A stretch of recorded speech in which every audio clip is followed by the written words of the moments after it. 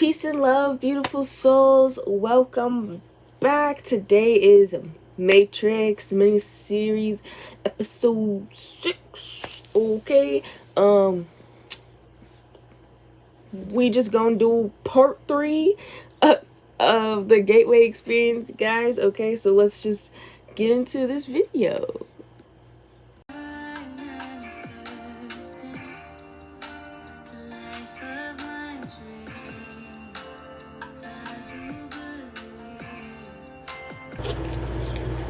Removing any and all negative energy before you came here.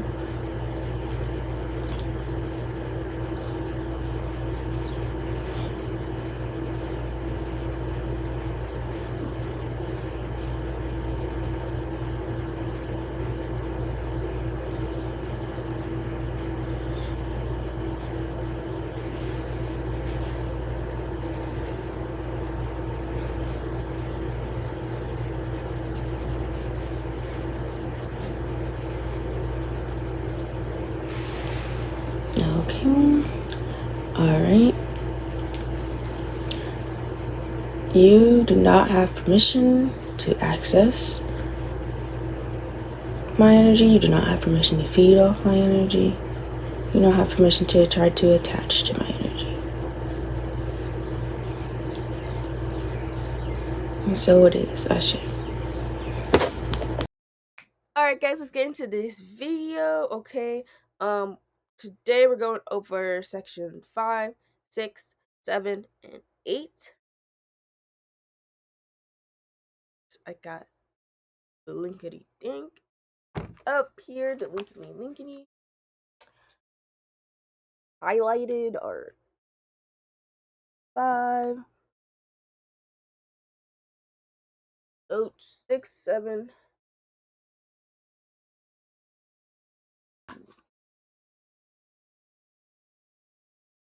Don't be worrying about my art. My little dude. Don't worry about the art. It'll make sense. Alright, let's get started, guys. Okay, so section 5. Gateway and Hemisync.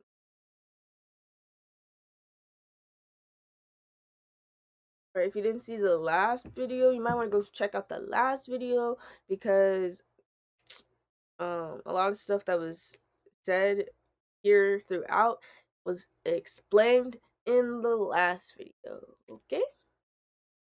Alright. So, now that we have briefly profiled the basic mechanics of the principles techniques for altering or expanding consciousness, which share some of the characteristics and or methods employed in the gateway experience, we may proceed to focus on what that technique actually involves. Fundamentally, the gateway experience is a training system designed to bring enhanced strength, focus, and coherence to the amplitude and frequency of brainwave output between the left and right hemisphere, so as to alter consciousness, moving it outside the physical sphere so as to ultimately escape even the restrictions of time and space. The participant then gains access to various levels of intuitive knowledge which the universe offers. What differentiates the gateway experience from forms of meditation is its use of the hemisync technique, which is defined in a monograph by Monroe Institute trainer Melissa Jagger as a state of consciousness defined when the EEG patterns of both hemispheres are simultaneously equal in amplitude and frequency.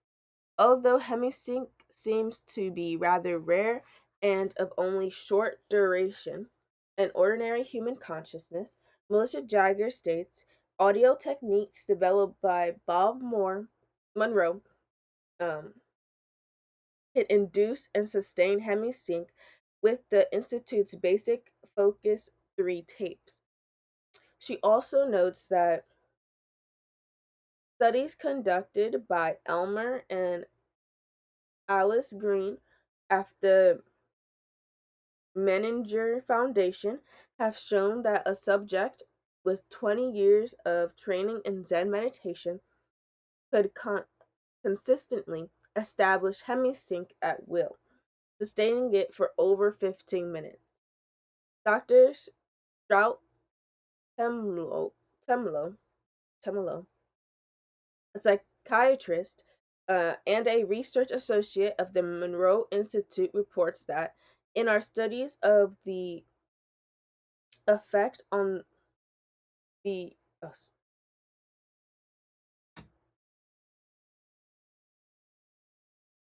in our studies of the effect of the Monroe tape system on brainwaves, we have found that the tapes encourage the focusing of brain energy. It can be measured as with a light bulb in watts into a narrower and narrower frequency band. This focusing of energy is not unlike the yoga concept of one pointedness, which we may translate in Western terms as a single mindedness. Dr. Temlo goes on to observe that as the individual gets into the tapes beyond focus 3, there is a gradual increase in brainwave size, which is a measure of the brain energy or power. Section 6, Lamp versus Laser. Melissa Jagger uses a metaphor to help clarify the process involved in the use of the hemisync in the gateway experience. She points out that the human mind in its natural state may be linked to an ordinary lamp, which expends energy in the form of both heat and light, but in a chaotic, incoherent way, which diffuses its energy over a wide area of rather limited depth. On the other hand, the human mind under the discipline of hemisync acts after the fashion of a laser beam, which precedes a disciplined stream of light. The stream of energy is projected with total coherence of both frequency and amplitude, such that the surface area of a laser beam contains billions of times the concentrated energy found in a similar surface area of the sun. Gateway assumes that once the frequency and amplitude of the human brain are rendered coherent, it is possible to begin accelerating both so that the human mind is soon resonating at ever higher vibrational levels. The mind can then bring itself into synchronization with more sophisticated and rarefied energy levels in the universe. The mind, when operating at these increasingly rarefied levels, is assumed to be capable of processing information thus received through the same fundamental matrix by which it makes sense of ordinary physical sensory input to achieve meaning in a um, cognitive context.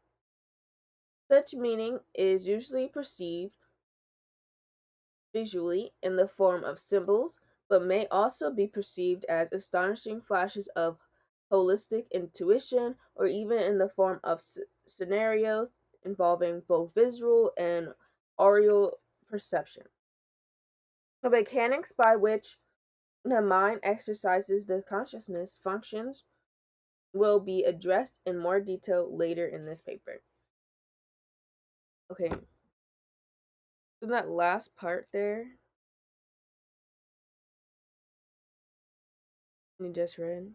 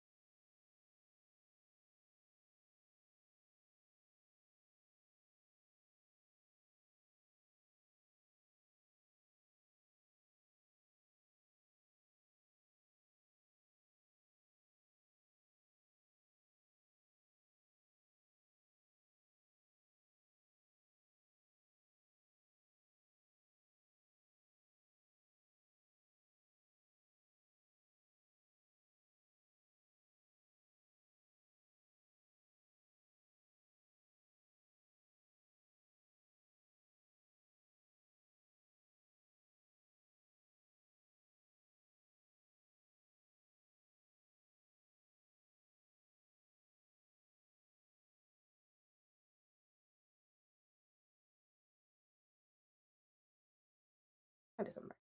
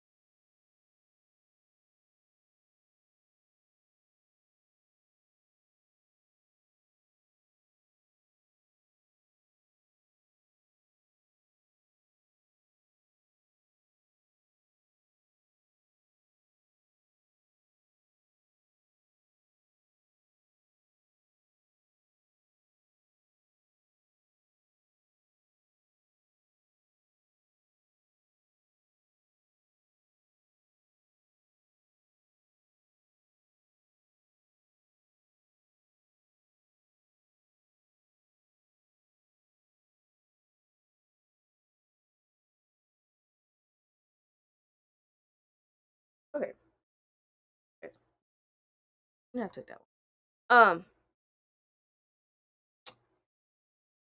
So clairaudience, clairvoyance, clairsentience, and claircognizance. Okay, so with that last part, um, such meaning is usually perceived visually in the form of symbols, but may also be perceived as astonishing flashes of holistic intuition, or even in the form of scenarios involving both visual and audio perception. All right, so that declares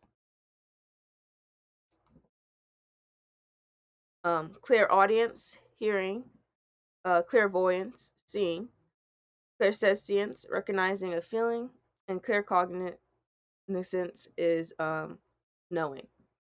So that's what it's talking about right there.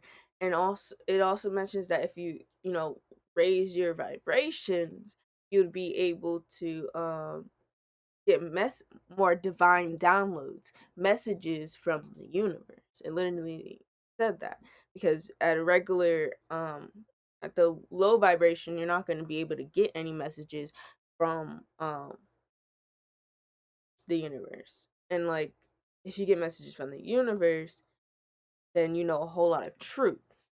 You know a whole lot of truths if you get messages from the universe. If you don't, you're most likely stuck in that matrix, or you sleep. Same thing. You sleep. You don't get messages from the universe. You sleep, or you're not paying attention because you might get messages from the universe, or you're even your subconscious, and you don't even know it. So you gotta start paying attention. All right, let's go to the next part. Okay, frequency 7. Frequency following response. To achieve synchronization of brain hemispheres, the hemisync technique takes advantage of a phenomenon known as the frequency following response, FFR, which means that if a subject hears a sound produced at a frequency which illuminates one of those associated with the operation of the human brain, the brain will try to mimic the same frequency pattern by adjusting its brainwave output. So if the brain hears a familiar frequency, it will try to mimic it. Therefore, if the subject is in a fully awake state but hears the sound frequencies which approximates brainwave output at the theta level, the subject's brain will endeavor to alter its brainwave pattern from the normal beta to the theta level.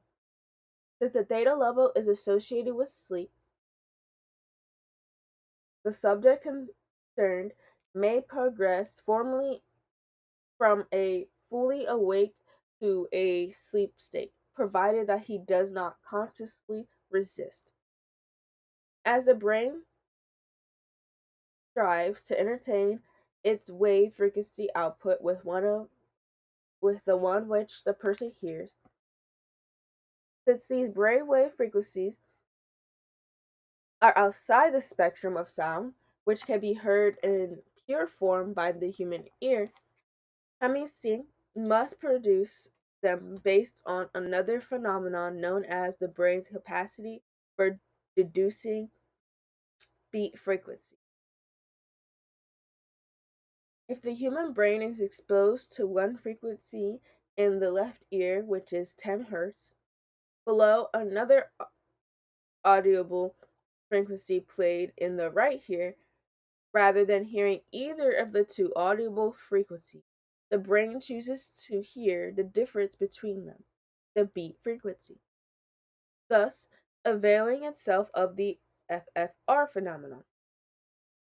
And using the technique of beat frequencies, the gateway system uses hemi-sync and other audio techniques employing the FFR phenomenon to introduce a variety of frequencies which are played at a virtually subliminal, marginally audible level. The objective is to relax the left hemisphere of the brain, place the physical body in a virtual sleep state, and bring the left and right hemisphere into coherence under conditions designed to promote the production of ever higher amplitude and frequency of brainwave output. Audible and perhaps subliminal suggestions by Bob Monroe accompany the various brainwave surf to mask the sound frequencies where desirable. In this way, Gateway endeavors to provide the subject with the tools by which he may alter his consciousness based on his own volition over time through the repetitive use of the tapes, so as to access via intuitive means new categories of information not available to ordinary consciousness. Very true, very true. Okay. 8. Role of Renaissance. However, brain coherence through entertainment to beat frequencies introduced via stereo headphones is only part of the reason why the gateway system works. It is also designed to achieve the physical quietude characteristics of deep transcendental meditation states, which brings about a complete alteration of the fundamental resonance pattern associated with the sound frequencies produced by the human body. Yoga, Zen, or transcendental meditation, if practiced long enough, will produce a change in the sound frequency with which the human heart resonates throughout the entire body. According to Bentov, this change in resonance results from elimination of what the medical profession calls the bifurcation echo, so that the sound of the heartbeat can move synchronously up and down the circulation system in harmonious resonance approximately 7 times a second. Bentov describes the role played by the bifurcation echo as follows. When the left ventricle of the heart ejects blood, the aorta, being elastic, balloons out just beyond the valve and causes a pressure pulse to travel down among the aorta. When the pressure pulse reaches the bifurcation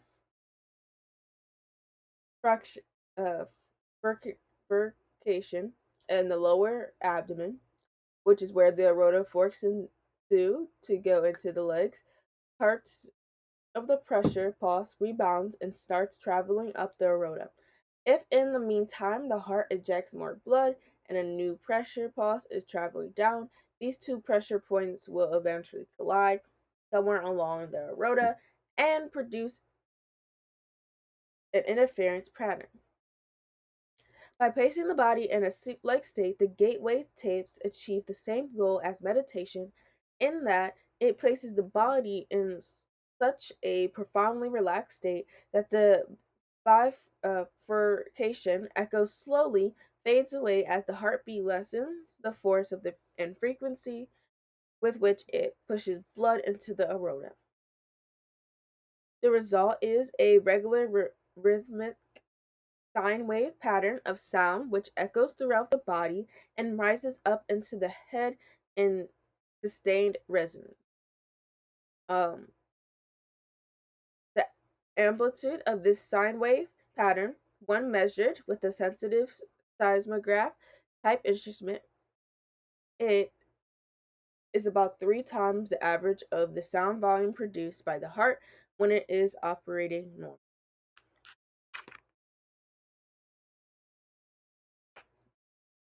That's why my drawing makes sense.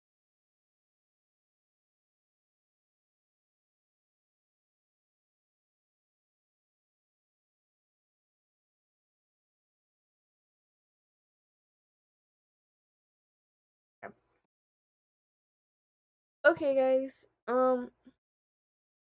That was section 5 through 8.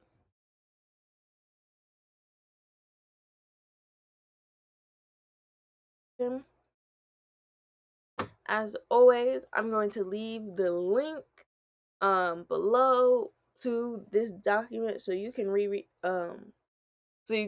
it for yourself as well. Come up with your own notes. Especially if you don't, understand what is being said. But at the end of this, of course, I'm going to give a whole overview of everything that's going on, and I'll break it down. I'll break it down so it's easy to understand for everyone. So like anyone could understand it, like even kids and stuff. So when we finish is going to be a while because there are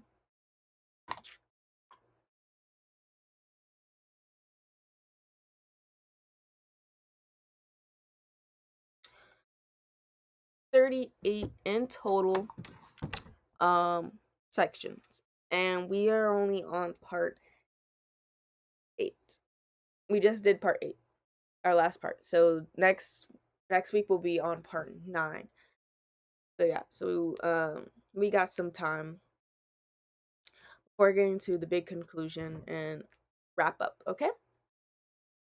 All right, so see you next time, and may peace and blessings be upon your souls, Ashe.